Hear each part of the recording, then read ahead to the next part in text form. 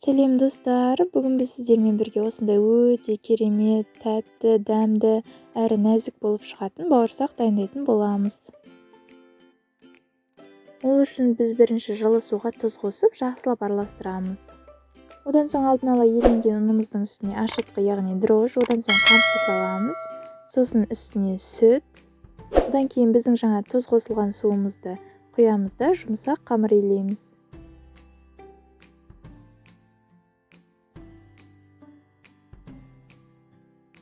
Кейін біздің қамырды бірнеше сағатқа ашытып қоямыз. Сосын біздің қамырды қазір жаюға ыңғайлы болу үшін бірнеше бөліктерге бөліп шығамыз. Одан соң біздің қамырды 10-15 минутқа кішкене тындырып аламыз, одан соң жұқалап, жақсылап жайып шығамыз.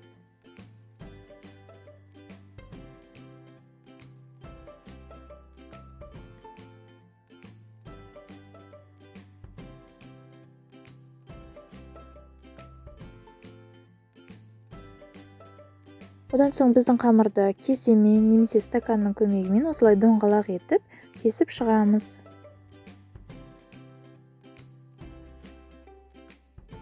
Одан соң ши бауырсақ дайындаймыз. Қазір қамырды кесу үшін осылай кішкене жайып аламыз. Одан соң видеода көрсетілгендей кішкене бөлігін кесіп аламыз. Сосын оларды осылай қолымызбен кішкене созып, жайып шығамыз. Сосын пышақпен майда-майда шариктерге бөліп шығамыз.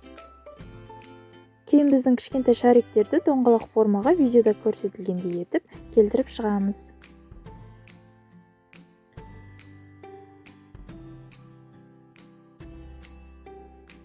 Біздің бауырсақтарды қыздырылған майда орташа отта екі жағынан аударып отырып пісіріп аламыз.